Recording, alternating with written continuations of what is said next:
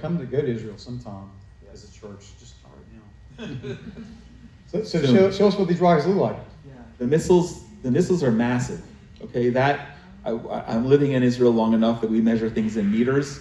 We weren't very good at the metric system when I grew up, but 12 meters is something like 36 feet? Or more. Yeah, More than that. that's right. It's more than that. Wow.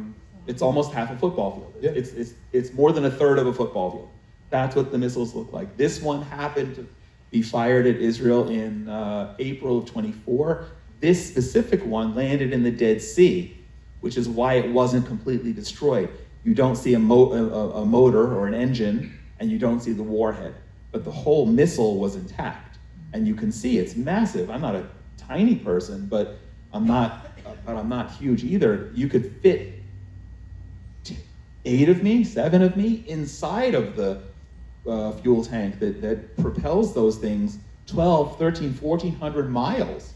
Now they've started firing them not only at the Arab countries that are our neighbors, but also as far into Europe. There was one instance of Cyprus and Turkey, I think, getting under fire. So they're very serious. And next, they're very deadly. There we go. IDF.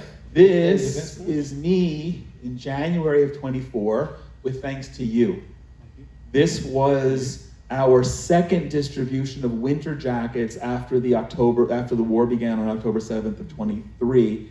And one of the things that when we were raising money for our emergency campaign that we knew was urgent is to provide basic things for reservists. On October 7th, including my son and my 2 sons-in-law, 300,000 Israelis were called up into reserves.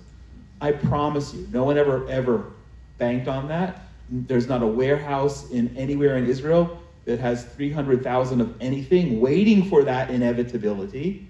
So one thing that we were missing October 7th, which was a beautiful, warm, sunny day, 2 months later, it started getting real cold.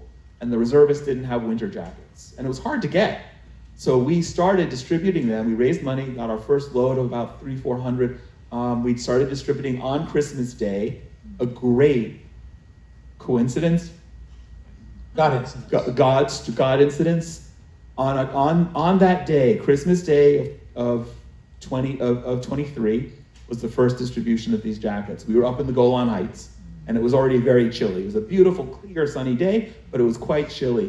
And we went up to this lookout where you can see well into Syria.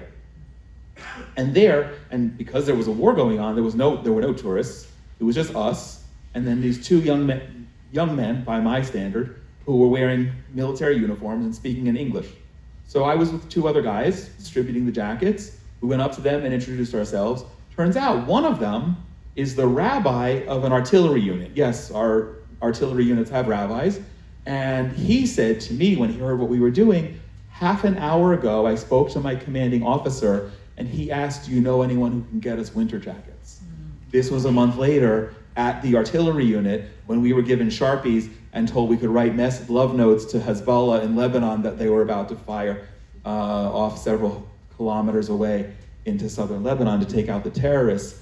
And when I'm distributing these, and especially this one, I always mention, when I have the presence of mind, which isn't all the time, that the donations for these jackets, these 1,200, 1,300 jackets that we received, came from Christians all over the world. And I can't tell you, you played a part in that, but I can't tell you the amount of encouragement that gave them, because then and still today, not just the soldiers, but Israelis on the whole are feeling very alone.